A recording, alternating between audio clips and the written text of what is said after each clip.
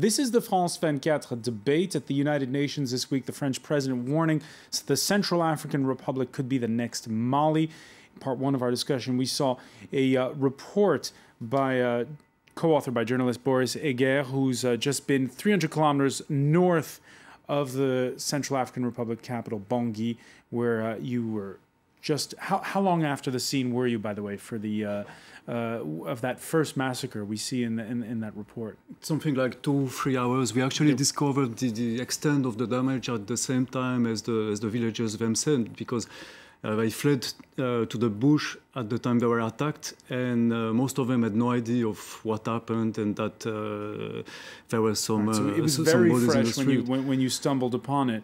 Also with us, welcome back, Julia OWONO of Internet Without Borders, General Dominique Trinquand, former top officer for the United Nations, now a consultant when it comes to issues such as peacekeeping. And we are pleased to welcome for part two of our discussion from Cape Town, South Africa, Jan van Vuren of Political Analysis South Africa. Welcome to the France 24 debate.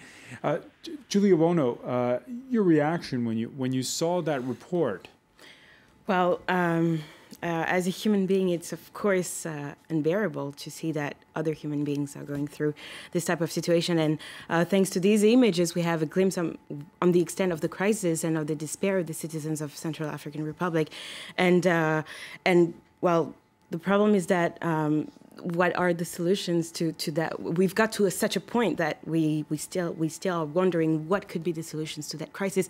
And it's even more worrying as it's taking a religious turnout, as we've seen in the images, with Muslims and Christians attacking each other for political reasons mainly. So yeah, it's how much of it would you say is a religious turn? How much of it is an ethnic turn? It's always a bit complicated figuring that out. We in the West, we see, oh, it's Muslims versus Christians. It's not that simple, is it? No, not that simple at all. You know, this child that we see in the report is actually a Christian mother.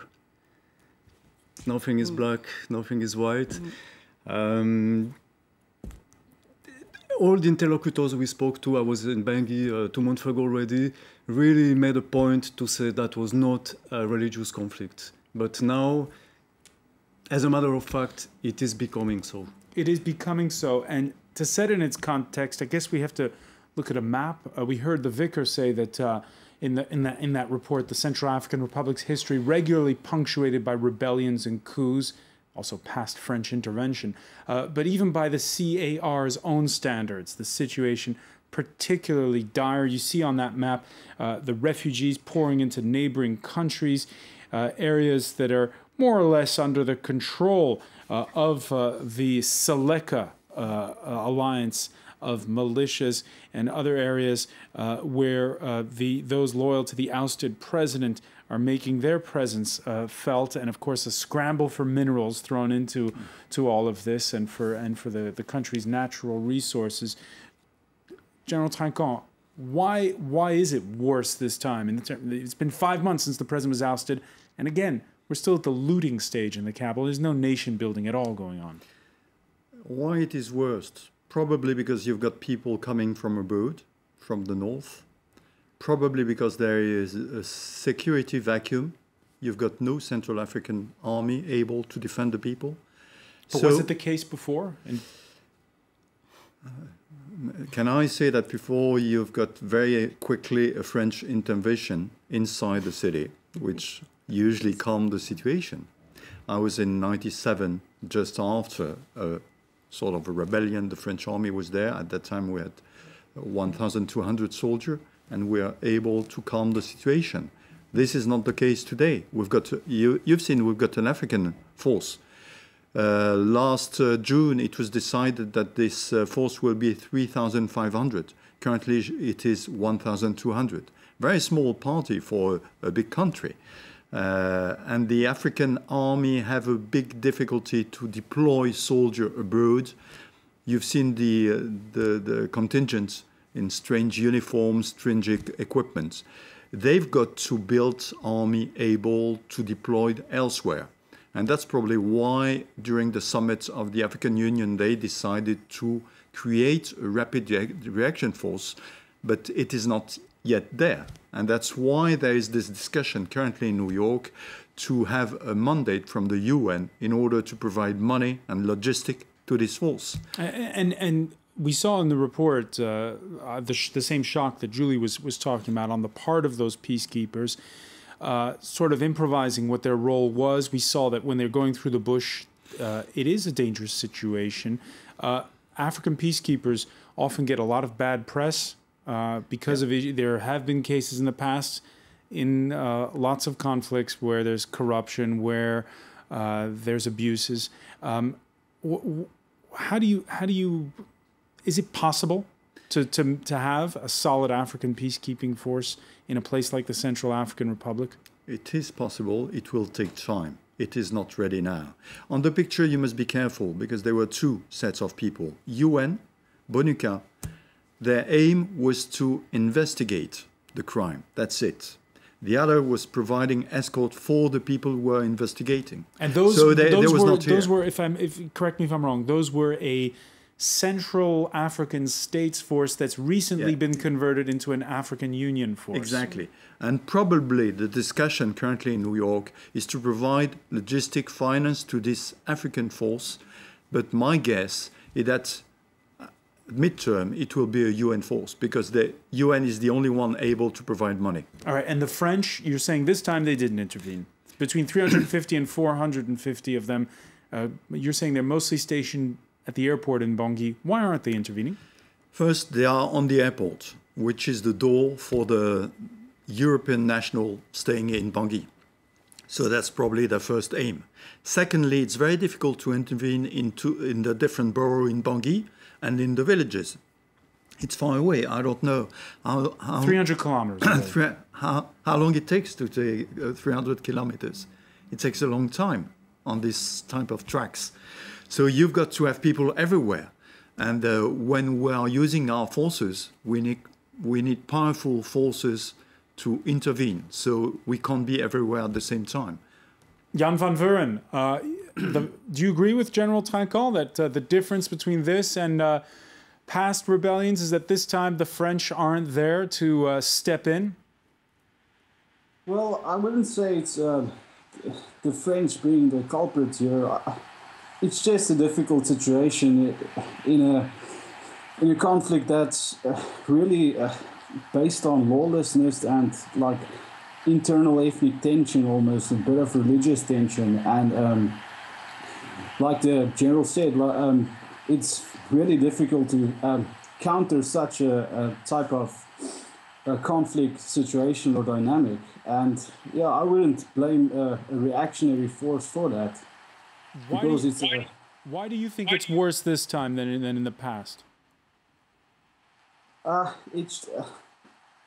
think it's just like a case of civil unrest, you know, and because post-March, the situation has just gradually deteriorated and the whole nation has been kind of really getting really built up or, you know, getting really... Boris, again, at one point in the report, you have one of the, I guess you would call it the pro-Bozizé rebels who says, listen, those guys coming in, those Selekas, they're mostly Chadians. Is that true? Is that what you saw? What do you mean? What we saw? The guys were actually Chadians? Yeah, he was saying at one point, he says, listen, these militiamen, these Seleka who've ousted the president, they're mostly Chadians. They're mostly foreigners. Is that what you witnessed yourself? Yes, everyone agrees to the fact that they come from Chad, Sudan mostly. And that partly explained the reason of the amplitude of the problem, because they are in a territory which is not theirs. They don't have accounts to render to anyone. So that could explain behaviors that go beyond what we saw in the past, because they don't belong to the place. All right, right now there's supposed to be 2,000 African peacekeepers in the Central African Republic. They're, according, you were saying 1,200, General TRINQUAND. According to the French news agency AFP, it was more, 1,300 are there right now. They come from the Republic of Congo, Cameroon, Gabon. and Chad. So there are Chadian peacekeepers, but also Chadians among the rebels. How's Chad's president feel about all this? Yes, I mean, this is a major problem because if we look back at history, we should sometimes look back at history. I mean, the Central Republic is on the border of Chad, and there always have been problems from people from the north coming to the south with slavery and all this side of things. So currently, having people who are making a coup in Chad and then a force coming from Chad as a peacekeeping, say, it is a problem, of course, because the influence is more important. There was if you were with the president of the African Union and with the head of the peacekeepers, would you say to him, look, why don't you politely ask the Chadians to not be part of this peacekeeping operation? That was a tradition in US peacekeeping forces, is that usually you never had people coming from the border. So, I mean, that you put soldier coming from the border. But we've got problem currently to find troops to be part of peacekeeping and being able to speak the language, to understand the people. So this is a bit a mix-up and a difficulty, certainly. Julia OWONO, what do you feel? I mean, do you feel the pain of the people who are trying to get to this 3,600 peacekeepers, and it's, as we say, a huge territory, and they're still not getting there? Well, it was announced in April, and we're in September, and there are still 1,300 people, soldiers, peacekeepers in Central African Republic. And unfortunately, the Central African Republic is a failure, finally, another failure of the African Union. We have to recognize it as well. And another failure of the international community, because, as we've said at the beginning of the debate, Central African Republic has always been used to, unfortunately, this type of instability. And instability was known by international counterparts. But the problem is that today we are facing a coalition of various groups, some of them coming from former Chadian rebels. Some of those rebels had even gone back to Chad and had even got along with the Chadian government, such as Babalade, one of the leaders of one of the groups of the Seleka, who was involved in the Seleka. So, and today these Seleka men are armed and are unpaid. So what do you do when you're a soldier with a weapon and you're facing farmers or peasants or even people in the city? You loot, and it's horrible to say, but it's a normal cycle in a conflict situation. So it is not a surprise. My opinion on the issue on who would save peace in Central African Republic is that in reality that the government is incapable of handling such crisis. It doesn't have money. It's asking for money from the EU, from the UN recently at the General Assembly. On the other hand, the AU is also incapable at the moment. The AU is also asking for logistics to the UN and for money as well to back up deployment of forces in Central African Republic. But at the same time, the UN experience in conflict zones in Africa has not always been successful. I'm thinking of the DRC, the neighboring DRC, which has been going through a long time conflict where one of the biggest UN mission is deployed at the moment, peace-building mission is deployed at the moment, the MONUSCO. And last year, several international analysis groups, such as International Crisis Group, even talked about a failure for the MONUSCO. So really probably here the problem is more internal. What to do with these men? These men are the problem. They are jeopardizing other possibilities to solve the problem of administration, the problem of the state that is crumbling, the problem of public servants who haven't been paid for months now. So yeah, these men are the issue. What can they do now that they should not be soldiers anymore? They should not have weapons anymore. Yes, the government and the foreign forces and the foreign countries involved in this conflict have a responsibility towards the citizens and towards the region as well. Okay, so you're saying because of the UN's failures to stop both sides from getting at each other in neighboring Congo, most notably, we have to think of how to proceed. So who should be in charge? You need someone to be in charge of restoring law and order. Whose job is it? Well, the answer wouldn't be it's this job or this is people, it this France's? person. Is it the UN's? Is it the African Obviously Union? today, in the public African opinion, a foreign intervention is not always welcome. We have to recognize this. We've seen that in Mali. The reactions were not so positive. The same as Ivory Coast. Not so positive. Hollande got a hero's welcome from the Malians. Yes, but if you're interested in the conversations from citizens and from on a tool that is now very used by citizens, which is internet, you would realize that the reactions were not 100% positive. I'm not saying that Malians themselves were not welcoming, because of course they've been going through ordeals at the time of the Islamist presence in their country, but there's a wariness of bringing back the former colonial power. There is a fear of that. We have to admit it. There is a fear of that. So today, as we are talking about a continent which is rising, it's also interesting to know if a continent rising is able of having a continental organization such as the AU, which fulfills the aim of assuring peace on the continent, fund with sufficient fund. And this comes with another issue, which is African countries contributing to the African Union. And that's another, I mean, it's a bit a cycle. So yeah, for me, that's the main problem. Boris, what were people telling you when it came to this issue when you were there?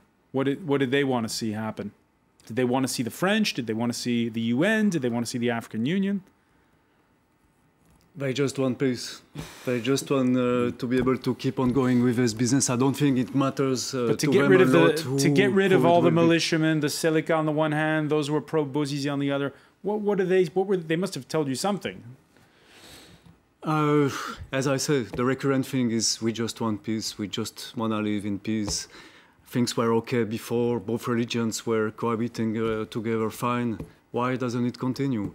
Now, as our colleague says, the French has a long history in the region, and of course the perception might not be always 100%. General Trinquand? Yes, don't get me wrong. I don't think it's the role of France to intervene. France is doing that because no one is doing that. And I don't know that UN, I know that UN is not perfect, but it is better than nothing. And certainly after the operation in Mali, African Union summit in Addis Ababa realized that it was wrong. Why the French were obliged to intervene? Because Africa was not able to do it. So they decided to build a force, but it will take time. And currently the discussion in New York is, there is a crisis, who will deal with that? African Union is able, finance are not there, so UN will provide it. And in the long term, probably UN, and in the longer term, perhaps African Union, when African Union will be ready. All right, General Trinquand, I want your reaction to what the Central African Republic's Prime Minister said in New York on Wednesday. He's hopeful of seeing more peacekeepers, but not just any peacekeepers. Take a listen. Central African Republic troops are already hard at work. I think with the arrival of additional troops from Chad, Congo, Cameroon and Gabon, the number of active duty soldiers with the Central African States Force will pass 2,500. France can also bring logistical support to the international mission, but it's also probable that French troops will be able to reinforce those already on the ground. All right, so he's putting the past aside. He'd like to see the French there. And we know that there are discussions, French newspaper Le Monde reporting that in Paris there are discussions about beefing up that French presence, currently between 350 and 450 to over 1,200 French troops being sent there. We must be careful after what's happened in Mali and the current discussion on the budget of the defense in France. I don't believe that France will be able very long, in the long term, to run such operation. And I guess that the only way, I understand, I mean, you've got people speaking French, knowing the people, it's easier. But it's very difficult. You've got a lot of African countries speaking French who must be able to do that too, and not only the French. All right, we have on Twitter a reaction from Patern, who says the Central African Republic needs military technical and financial support to ensure security, conduct overdue reforms, and restore the state. General Trinquand, in his speech at the UN General Assembly on Tuesday, the French president, calling on the Security Council to be the one to initiate matters. You're saying that the French are cash-strapped. They can't send peacekeepers everywhere. Who's going to pay for all of this? That's why it is at the UN. Currently, the mechanism to pay a peacekeeping operation exists only in the UN. There is a budget for that. The problem is to decide to launch a peacekeeping operation. 27% of this budget will be paid by the US. And I remember when we launched the operation in Côte d'Ivoire in 2004, it took 2 years to have a mission, a peacekeeping mission in Côte d'Ivoire, where at the same time you had 50,000 troops in Liberia, because the check was signed by the US. So the people, we have to really convince that there is a real crisis and we must intervene now, because the crisis will be bigger and bigger and the problem of religion will be increasing. It is not. When the people are close together, they can talk to each other. You see the priest and the imam. But when you've got coming from abroad, the problem will be bigger and bigger. So you need to stop the fighting now, because after, the spiral will be terrible. The spiral will be terrible. Jan van Vuren, we know that South Africa had forces who were in the Central African Republic. Those forces were pulled out after officially 13 of them were killed, although reports say it was a lot more in the fighting during the fall of Bangui back in April. Will South Africa stay out of it for good, you think? At the moment, I think so, because it's just like we've got an election coming up next year. We've got our internal problems here, labor-related issues. And I think an incident like that, if you can almost link it with something like the 1993 Somalia Black Hawk Down incident where the US pulled their forces out, I think it might have the same effect. But yeah, I think South Africa, they're currently in have troops in the DRC and with the UN peacekeeping forces there, but yeah, I think they'll probably stay out of this CAR for now. All right, they're going to stay well clear of it, is what you're saying. So, Judy OWONO, you were mentioning that there's a lot of people in Africa who are always wary of French imperialism. You heard the Prime Minister, though, saying, please, France, can you help us more? And you heard General Trinquand saying, who's going to pay for all of this? So, again, how do you sort it out? Who's got to step in? And we know that somebody's got to step in sooner rather than later. Of course. Once again, one of the solutions, one of the ways to start resolving the issue is probably disarming the rebels with a program, an appropriate program, either funded by the UN even.